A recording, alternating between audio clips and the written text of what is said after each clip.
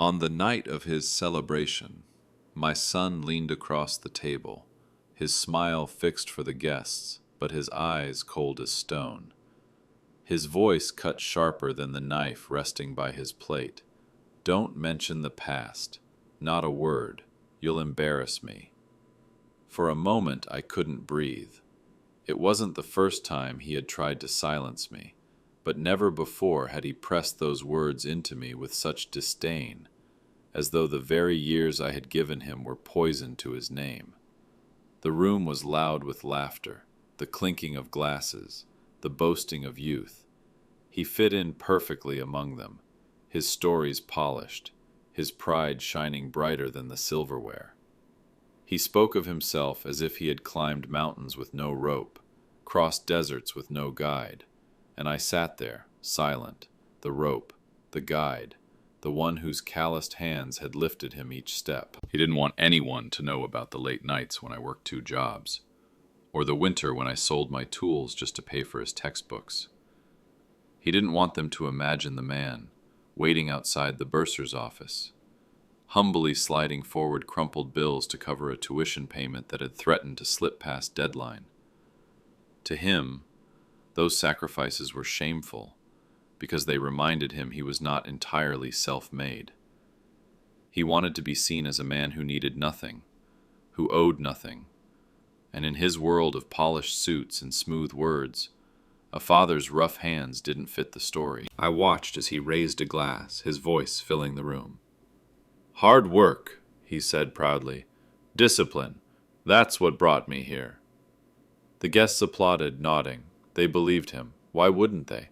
He carried himself like a man born to succeed. But every word he spoke echoed in my chest like a betrayal. Because hard work, yes, there had been plenty of it, but most of it had been mine. My wife glanced at me from across the table, her eyes soft with sorrow. She remembered everything. She remembered the winters, when we kept the heat low to save money for his college dorm. The nights when she went to bed hungry, because groceries were thin, but the tuition bill was thick. She remembered how proud I was when I finally paid the last installment, the last drop of debt. We had smiled, holding hands in the dark, whispering to each other that it was worth it. Our son would never have to know struggle the way we did. And now, here he was, erasing us from the story of his life, silencing the very truth that had carried him. I didn't answer him. I didn't lean forward to fight. My silence was not agreement. It was survival. I could see it in his eyes. He wanted to control the narrative, to lock away the past like it was a dirty secret. To mention it here, among his colleagues and friends, would not only anger him, but humiliate him. He had built his castle on the illusion of independence, and I was the inconvenient truth that could shatter it. Yet even as I held my tongue, my chest burned. I could feel the years pressing against my ribs, demanding to be spoken. Every scar on my palms, every sleepless night, every coin counted and stretched beyond reason. They screamed for air, for justice. But I swallowed them back, because at that table, with his warning still ringing in my ears, I was no longer a father. I was an unwanted reminder, a ghost he wished would remain invisible. But ghosts have a way of being seen, especially when truth demands light. And though he warned me to silence, I knew something he didn't. The past does not stay buried forever, and sometimes it rises not from our mouths, but from the very hands of justice itself. Friends, let me pause here for a moment. Write in the comments, where are you listening to this story from? Has anything like this ever happened in your life? Don't forget to subscribe and share this video. This is how you help us grow this channel and bring more stories to life. And now, let's continue. He lowered his head, the sound of forks and glasses echoing like distant bells in his ears. His son's command still burned. Don't mention the past. It was more than an order. It was an erasure. All those years of shame swallowed in silence.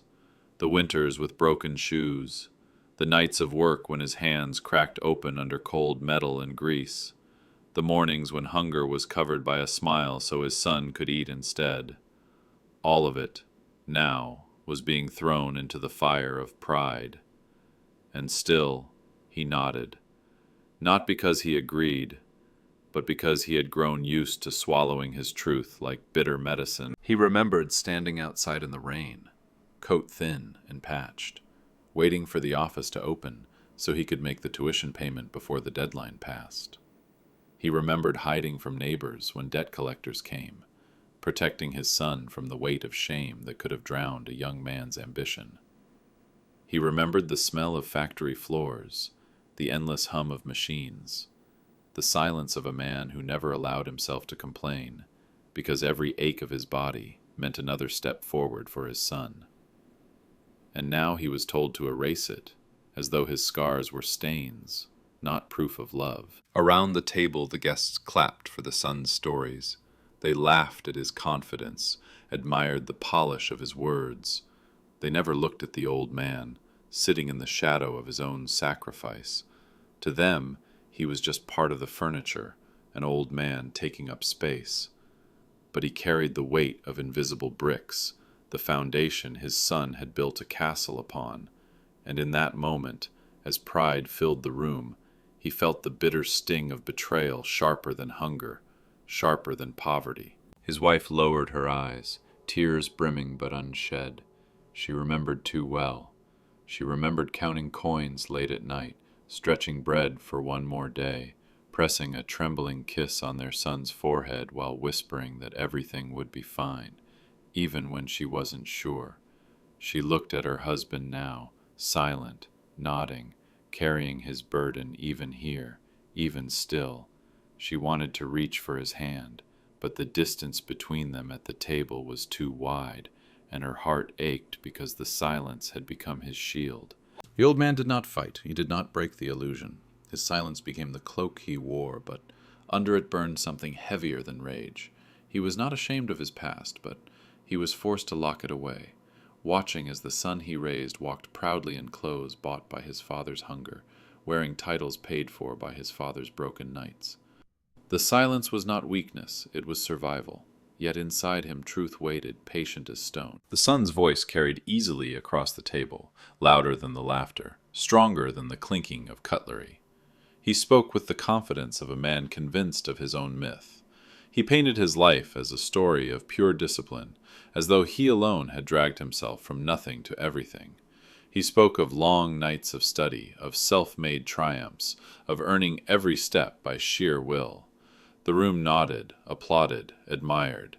Every word fell like a stone into the father's chest, each one burying him deeper beneath the rubble of his own erased sacrifices. The old man sat still, his hands folded on his lap, hiding the scars that had never fully healed. Those hands had built, lifted, carried, suffered. Those hands had pulled wages from impossible shifts, had bled so his son could write essays in comfort, so he could wear shoes unbroken, so he could walk into classrooms without shame. Yet none of that was spoken. None of it was even hinted at.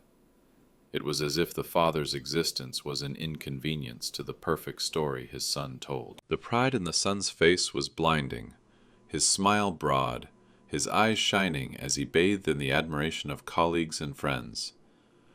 They saw him as a symbol of determination, as a man who needed no one, who built his world with bare hands.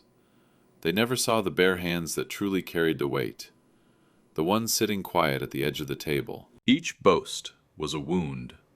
With every tale of independence, the father's heart tightened.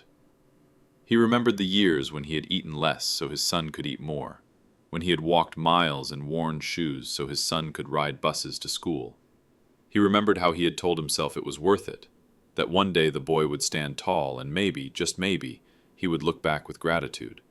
Instead, he looked back with denial, rewriting his life without the man who had given it shape. The mother lowered her head, her napkin trembling in her hands. She could not stop the flood of memories either. The bills hidden in drawers, the nights spent praying the lights would not be cut, the pride she saw in her husband when the tuition receipt was finally paid in full. That pride was a quiet joy, never spoken, never flaunted. And now, to see their son boast with such blindness, as if no one else had ever lifted a burden for him, broke her heart in silence. The father did not move, did not speak. He let the words cut him because he knew they would not last forever. Pride builds castles, but truth is the storm that crumbles them. The son was high on his illusion, drunk on the applause of people who knew nothing of the hidden years. And though the father sat in the shadows, the truth sat with him, patient, waiting for its hour. Because pride is loud, but truth never dies. Her eyes lingered on him longer than anyone else's ever did that night. To the others, he was just an old man at the end of the table, silent, unimportant, his presence taken for granted. But to her, he was every sacrifice carved into flesh and bone, every sleepless night that had quietly built the life their son now paraded as his own. She saw the lines etched deep into his face, not from age alone, but from years of exhaustion. Nights when he sold his tools piece by piece, just to make another tuition payment. Days when he skipped meals so the boy could have books. Evenings when he returned home smelling of sweat and oil after taking double shifts at the factory. The memories pressed against her chest until it hurt. She remembered the sound of coins on the table as they counted them late into the night, whispering prayers that they would be enough for the next bill. She remembered the silence when the pantry was nearly empty, the two of them pretending they weren't hungry so their son would never notice the missing bread. She remembered standing at the door, watching her husband leave before sunrise, shoulders bent but steady, heading to another day of endless labor, never once complaining because he had promised himself their son would walk a path brighter than his own. Now that same sun sat in the center of the table, glowing in borrowed light, pretending the foundation beneath him had never existed. His laughter filled the room, his boasting charmed the guests, and not a single soul noticed the man whose blood and hunger had carried him here. She felt her throat tighten as she looked at her husband. His silence was heavy, but she knew it wasn't weakness. It was dignity. He would not interrupt, would not fight for recognition at this table of hollow applause. But she could see it, behind his eyes, the quiet storm building, the ache of a man forced to watch his life's work be erased by his own child. Her heart broke, not only for him, but for the cruel truth that their son would never truly understand what it cost to become the man he claimed to be. Pride had blinded him, and shame had chained his gratitude. She wanted to reach for her husband's hand under the table, to remind him that she remembered, that his sacrifices were not invisible, not to her. But her hand trembled, and she stayed still, tears threatening to spill. The guests saw a woman lost in thought, but she was drowning in memory. Every laugh of her son was another reminder of the pain endured in silence. And yet, as she studied her husband, she realized something stronger than sorrow. There was power in his quiet. He did not need to prove himself here. He had already proven himself, in sweat, in hunger, in nights of unspoken love. She knew the truth could not remain hidden forever. Papers, records, evidence, they existed, waiting for the right moment to rise. And when that day came, the applause at this table would turn to silence. For now, she kept her tears, watching her husband endure with dignity. But in her heart, she whispered the words their son would not. I remember. I see you. I know what it cost. The envelope arrived heavy with silence, its weight more than paper and ink. It carried summons, signatures, and the cold authority of the court. Property, inheritance, financial ties, all words that cut deeper than they appeared, because behind them lay a web of truth the son had spent years trying to bury. When the father opened it, the crisp folds felt like a reckoning.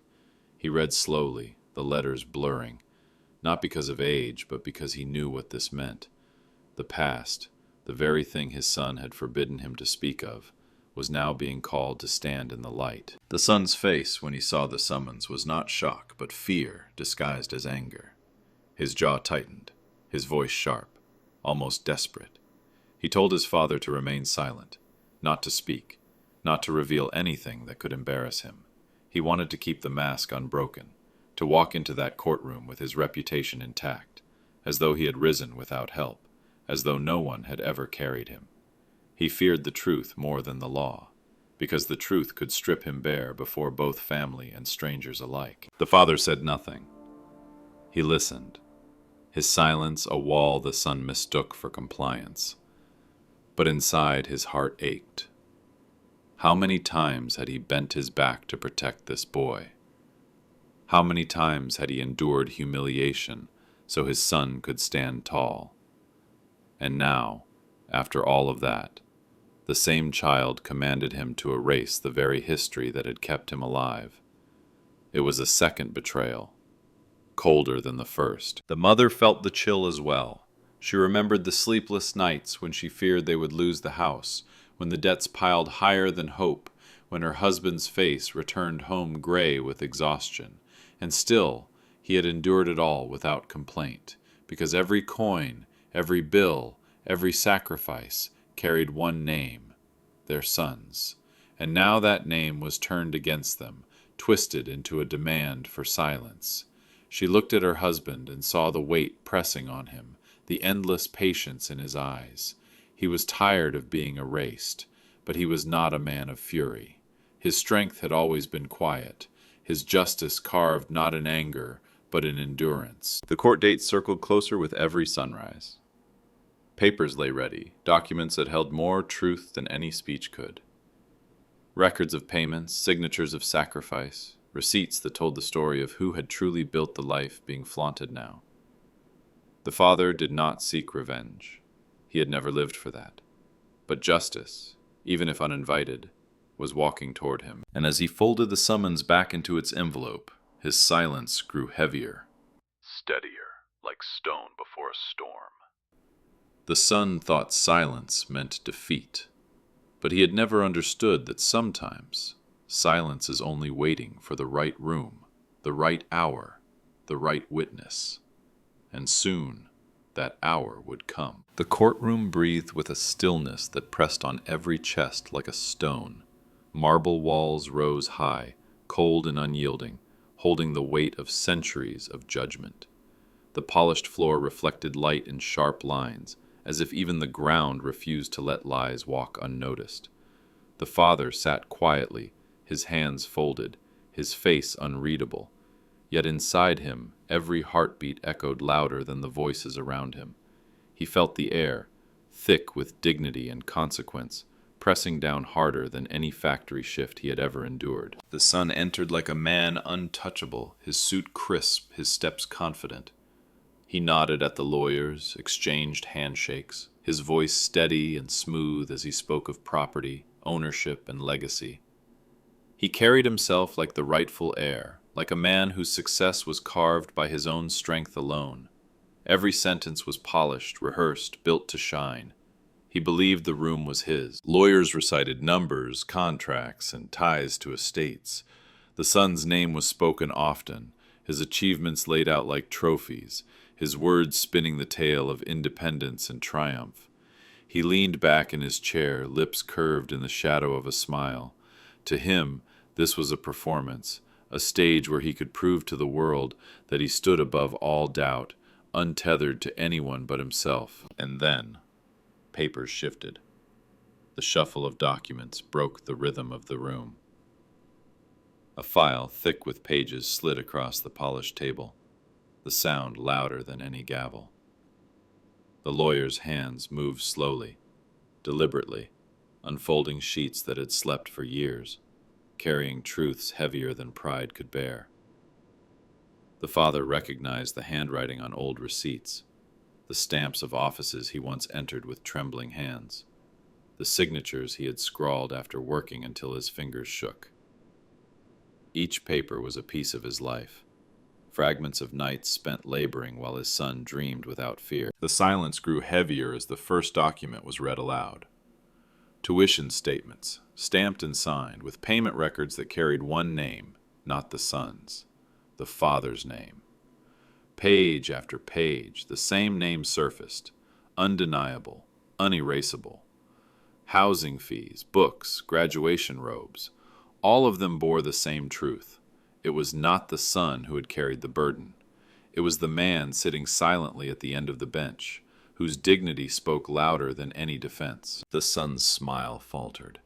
His posture stiffened, hands twitching as though he could stop the flow of pages with sheer will. But the papers kept coming, each one a blade cutting through his story, each one peeling back the illusion he had built. Confidence slipped from him, drop by drop, until the air around him grew thinner, suffocating. The applause of his friends, the admiration of his colleagues, all of it had no power here, because in this room truth wore the robe, and truth was unfolding, line by line, payment by payment. The father did not move. He did not raise his head. He sat in silence, but it was no longer the silence of erasure. It was the silence of a man whose life was finally speaking for him, louder than pride, stronger than lies. The marble wall seemed to echo not the son's boasts, but the father's sacrifices, written in ink, carried on every page. And as the documents spread across the courtroom, it was no longer a question of who owned what, but of who had built everything standing there.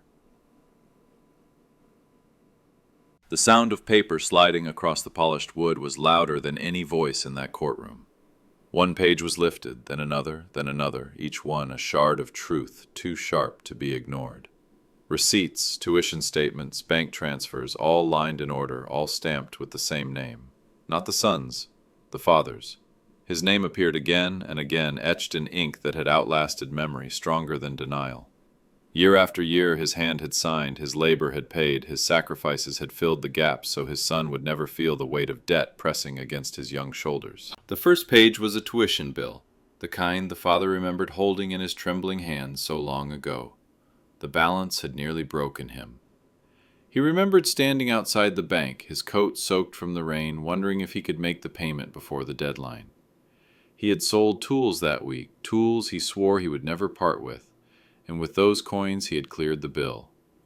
Now, years later, that moment lay on the courtroom table, undeniable, staring into the silence. The next page revealed housing fees. He remembered carrying furniture up narrow staircases, his back straining, sweat soaking his shirt, just so his son could walk into a furnished room and feel like he belonged. He remembered skipping meals to cover those months, telling his wife not to worry while his stomach ached at night. That sacrifice, too, had found its way into the records, stamped and signed with his name. The following sheets listed book payments, registration fees, even the cost of the graduation robe. The father remembered pressing the fabric of that robe between his fingers, tears welling in his eyes as he watched his son walk across the stage, proud and tall. His chest had been full that day, not of pride for himself, but for the boy he thought would remember. Yet now the robe, once a symbol of triumph, was exposed as one more burden he had quietly carried. The son's face drained of color with each page. His eyes darted across the room, searching for escape, but the truth had no door. Every statement bore proof that his success had never stood alone. Every transfer carried the mark of the father's hands, the years of work and hunger compressed into signatures on paper. The courtroom no longer listened to the son's polished speeches. It listened to the documents, to the ink that spoke more honestly than any man could. The father sat unmoving, but inside his chest a storm swelled. He felt no triumph, no desire to gloat. He only felt the weight of years rising to the surface, all the nights of toil no longer invisible. It was as though his life had been waiting for this exact hour, waiting to be recognized not by applause, but by the undeniable truth of records. He had not spoken a word, yet his name filled the room, page after page, louder than his son's silence, louder than his son's shame. The first page revealed was not just a receipt, it was a wound, reopened in front of strangers, but it was also proof that he had never failed his duty as a father. And as more pages followed, the illusion his son had built began to crack, piece by piece, until there was no pride left to hide behind, because paper does not lie. And every sheet carried the story of love paid in sacrifice, the kind of love that no silence could bury forever. The son sat frozen, his jaw slack, his once confident mouth unable to form the words that had flowed so easily at the dinner table. Hours before, he had boasted with the ease of a man who believed himself untouchable, his voice strong, his stories smooth. Now every syllable died before leaving his lips. His pride drained from him like water through a broken vessel, leaving nothing but the hollow weight of exposure. The guests, the lawyers, even the silent judge, all saw it clearly. The mask of self-made triumph was shattered, and beneath it lay the undeniable truth.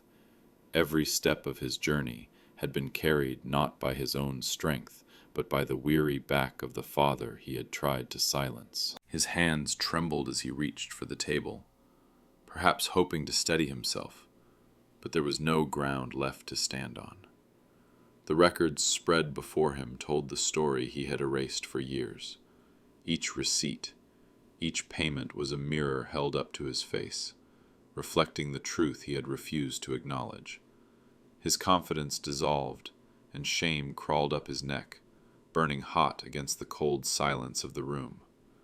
The applause he once craved was gone, replaced by whispers that cut sharper than any blade. The father sat still, but his presence filled the space more than his son's faltering words ever could. He had not spoken, yet his name covered every page, his sacrifices woven into the foundation of the son's achievements. The weight of the revelation bent the son's shoulders, pulling him down until even his posture betrayed him. No boast could stand against the ink of truth. Memories surged unbidden into the son's mind. The nights he had slept soundly in a warm dorm room while his father walked home in worn shoes after a second shift. The mornings he had eaten fresh bread while his parents had quietly gone without. He had taken it all, believed it his right, and now the evidence of those hidden gifts was laid bare before strangers. For the first time he felt the sting of the shame he had so easily cast on his father. The mother's eyes filled with tears as she watched her son unravel. She had prayed he would see the truth one day, but not like this, not dragged into light by documents, not exposed in front of others. She wanted to shield him, but she could not. This collapse was the cost of arrogance, the inevitable fall of a man who built his pride on denial. The silence pressed harder with each passing second. The son's collapse was not just in words but in spirit, the crumbling of an empire of lies he had built to distance himself from the very people who had given him everything.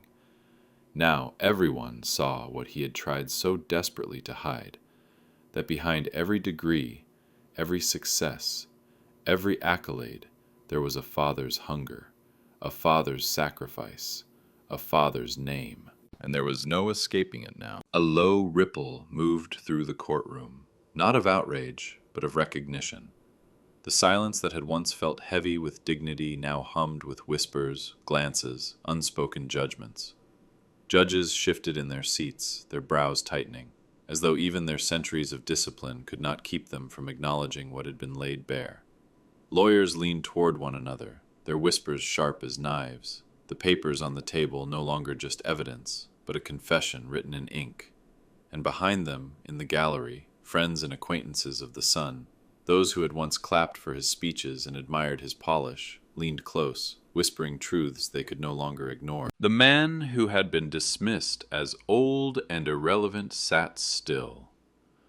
But suddenly, the weight of the room bent toward him. They looked at him differently now, their eyes lingering not on the suit he wore or the silence he carried, but on the name repeated across every page of sacrifice. The father had said nothing, and yet his story had been spoken louder than any defense. Every transfer, every payment, Every scar carved into the quiet of his life was now undeniable. He was no longer invisible. He was the unseen pillar revealed, the foundation they had all been standing on without knowing it. The son could feel the change in the air, the way eyes no longer clung to him but turned past him, toward the figure he had spent years trying to erase. His throat tightened, his chest caved inward. The applause he had once commanded in rooms like this had been replaced by something colder, pity, perhaps, or worse, contempt. Because no one applauds the man who builds his throne on the broken back of another, least of all his own father. The whispers grew heavier. Words floated in the air. Sacrifice, shame, truth. They were not spoken loudly, but they were sharp enough to cut through the son's pride. He sat in his chair, shrunken now, no longer the commanding figure he had pretended to be. Every whispered acknowledgment, every exchanged glance, felt like a nail driven into the coffin of his carefully constructed illusion. The father remained unmoved, his face calm, his body still. Yet beneath that stillness was a storm of emotion, grief, relief, dignity. He had not wanted a spectacle. He had never sought an audience for his pain. But now, for the first time, strangers saw the truth his son had refused to admit. They saw the man who had bled for his family, who had turned hunger into opportunity, who had sold pieces of himself to build a future for a boy who now trembled in shame. The marble walls, so cold and silent, seemed almost to echo with the unspoken verdict already taking shape in the hearts of those present.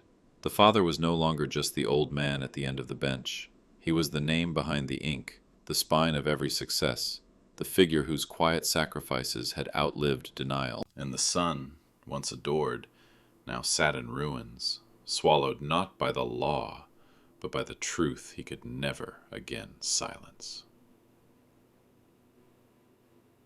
He sat without moving, his back straight, his hands resting quietly, as though the storm around him belonged to another world. No flicker of triumph passed across his face, no glimmer of revenge touched his eyes. He did not gloat, he did not demand apologies, he did not lean forward to press his advantage. He simply remained steady, calm, while the truth did all the speaking. Around him, whispers rose like flames, spreading faster than fire, but he stayed still, a stone in the river, unmoved as the current of judgment turned against his son. For years he had carried silence like a burden, swallowing words that might have defended him, hiding scars that told the story of his sacrifice. Now, for the first time, that silence was no longer erasure, it was power. The papers scattered across the courtroom were louder than shouts, sharper than any accusation. They burned away illusion, leaving nothing but truth in the open air. And in that light, his dignity shone brighter than pride ever could. The son squirmed under the weight of it, but the father did not look at him. He kept his gaze fixed forward, his composure unbroken, as though to remind the world that justice requires no anger. It is not fury that gives a man strength, but the unshakable stillness of one who has endured. He had suffered hunger, exhaustion, humiliation. Compared to those, this moment was not pain, it was release. The mother's eyes lingered on him, filling with a sorrowful kind of pride. She saw what others finally saw, a man who had been asked to disappear so that another might shine, yet who never once abandoned his duty. Now, without lifting a hand or raising his voice, he was being seen, not as a victim, not as an afterthought, but as the backbone of everything built in his son's life. Even the walls seemed to lean closer, the marble cold but heavy with recognition. The courtroom no longer belonged to lawyers or judges or heirs. It belonged to him, though he claimed nothing. He did not seek their applause. His dignity was not a performance. It was truth itself, unshaken, undeniable. And so he sat, quiet and still, while the son's world crumbled in shame. Justice had arrived, not in the fury of revenge, but in the clear, unrelenting light of truth. His shoulders sagged as though the weight of the truth had finally broken the spine of his pride. The man who once filled rooms with confidence now shrank in his chair, his face pale, his gaze fixed on the floor. He could not look at his father. He dared not. For years he had crafted a world where his father was absent, erasing him from stories, leaving him out of speeches, telling tales of triumph that began and ended with himself. He had edited his life as though his father were nothing more than a shadow to be brushed aside. But now the ink betrayed him. The records laid bare on the table stood like monuments, tuition paid, debts cleared, roofs provided, even the gown he had worn on graduation day, all signed with the name he had tried to bury. Shame burned hotter than fire, flooding his chest, spreading to his face, his hands, his very breath. It was not the shame of being caught. It was the shame of being unmasked, of standing naked in truth, when all his life he had dressed himself in illusions. Every whisper in the gallery cut him deeper. Every glance felt like a mirror held up to his betrayal. The same colleagues who once admired him now looked at him differently, their respect shifting, their trust dissolving. Pride, once his armor, now lay in shards around his feet. He remembered moments he had buried, moments he could no longer deny. His father waiting outside the registrar's office with tired eyes. His mother quietly sewing torn clothes so he could look presentable at school. The nights when he demanded more, never asking where it came from, never caring how much it cost. He had told himself it was normal, his right, his due. But now he saw the truth, and it crushed him. He had not built his own life. It had been carried, brick by brick, by the man he could not face. The father sat still, not demanding repentance, not seeking words. His very silence was the loudest judgment of all. It told the son that forgiveness, if it ever came, would not erase what had been revealed. It told him that dignity could not be destroyed by betrayal, and that shame, once ignited, could never again be extinguished. The son's eyes flickered upward for a moment, a desperate glance. But when he saw the calm stillness of his father's face, he dropped his gaze again, his chest collapsing inward. He could not meet those eyes, not now, not ever, because they reflected everything he had tried to erase, and everything he had lost in trying. The ink on those pages was more permanent than memory. He could not rewrite it. He could not bury it. For the rest of his life he would know every step he had claimed as his own was a step bought with his father's sacrifice. And that truth would follow him, heavier than chains, a shadow he could never escape. Tears welled in her eyes, and though she tried to blink them back, they slipped down her cheeks in silence. She wept not for the courtroom, not for the property or the money or the verdict soon to come. Those things had always been fragile, temporary, the kind of weight people chase until their lives collapse beneath it. No, her tears were for something deeper, something that pierced her in a place no judgment could reach. She wept for the betrayal, for the son she had carried in her arms, the boy she had once sung to in the dark when the walls of their home seemed to close in, the child she had shielded from the hunger that gnawed at her own belly. She wept because the very sacrifices she and her husband had made, the nights of hunger, the years of exhaustion, had been turned into silence, erased as if they were stains to be scrubbed from memory. She remembered nights when she had stitched old clothes together under dim lamplight, her fingers raw from work so that her son could look presentable among classmates who never knew poverty. She remembered how her husband would come home late, shoulders bent, hands torn, carrying just enough to cover another bill. They had hidden their pain from their boy, thinking it would free him, and now that gift had become a weapon against them, twisted into arrogance, transformed into denial. He had silenced the very voices that had given him breath, as though they were a shame he could not bear to claim. Her tears fell heavier as she looked at her husband. He sat with dignity, his stillness stronger than any defense, yet she knew the weight he carried. She knew what it cost him to endure betrayal without breaking. She knew that every page read aloud was not just proof, it was a wound torn open again.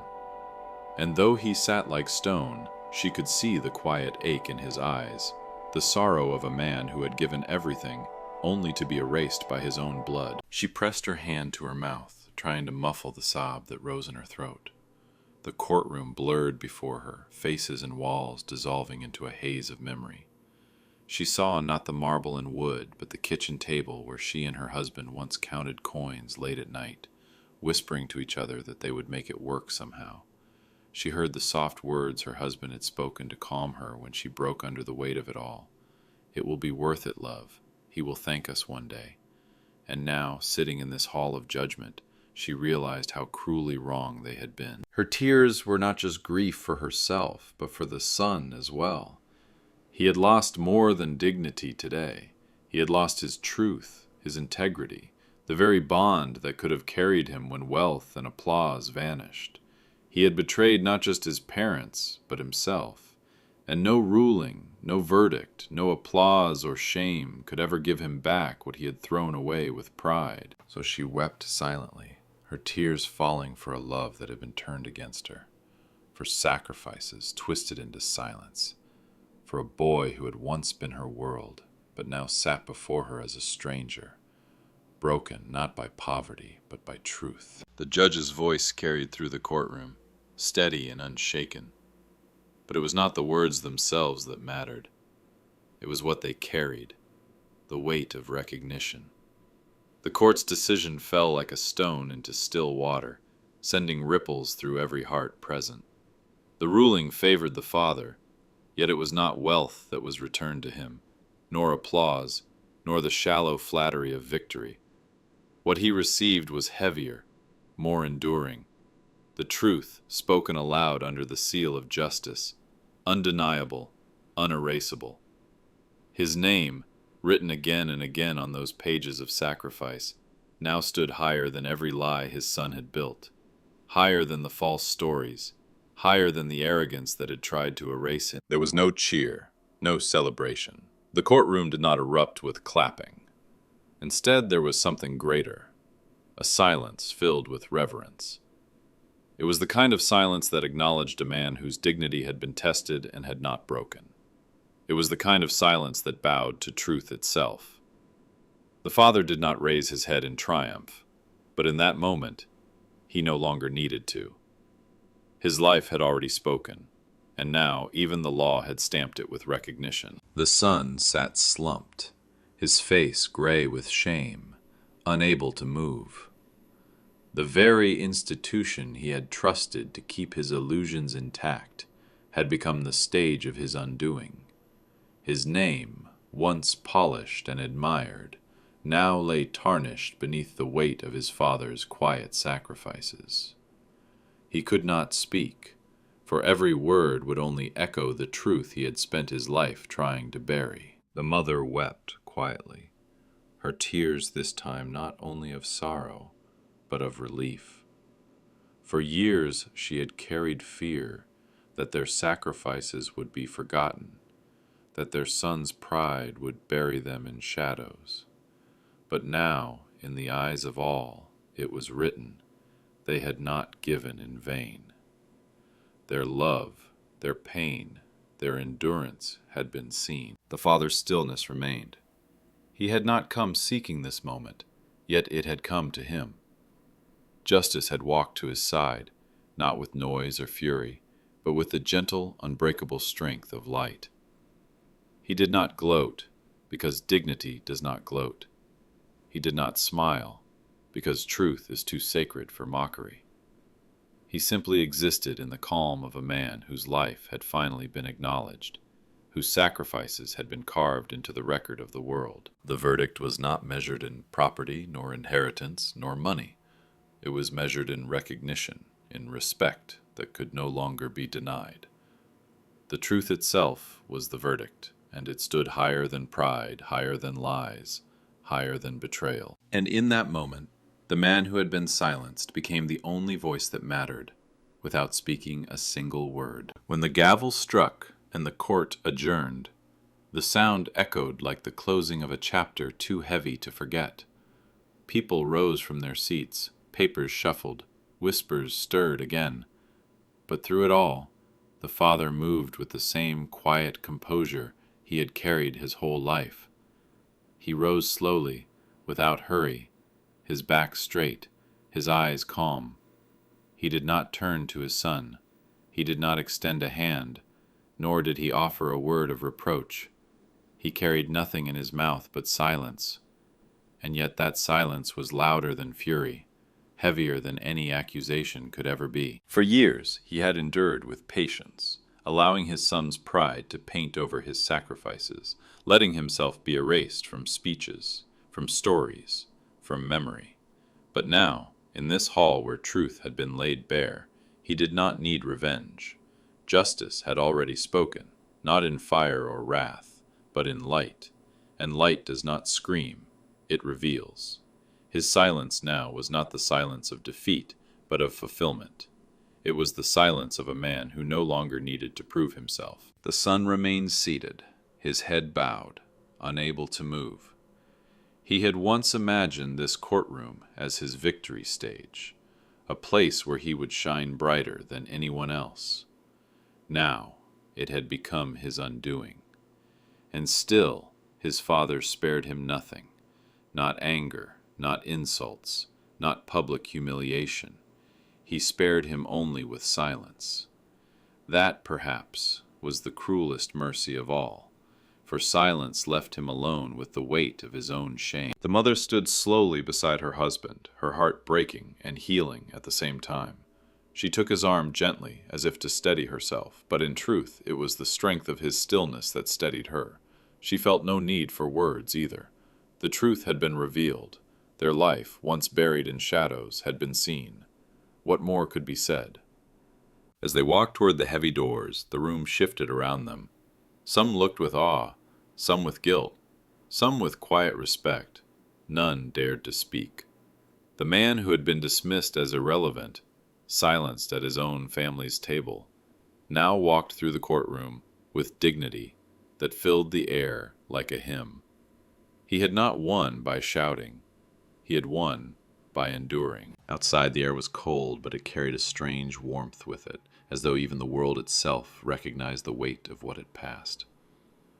The father drew his coat around him and walked on, not lighter, not triumphant, but steady. His dignity did not need applause. His justice did not need fury. The silence that followed him was enough.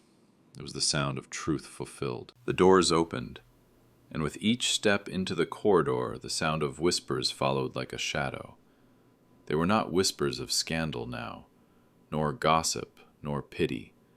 They were whispers of respect, of awe, of revelation. People spoke his name softly, as though it carried a new weight they had never before understood.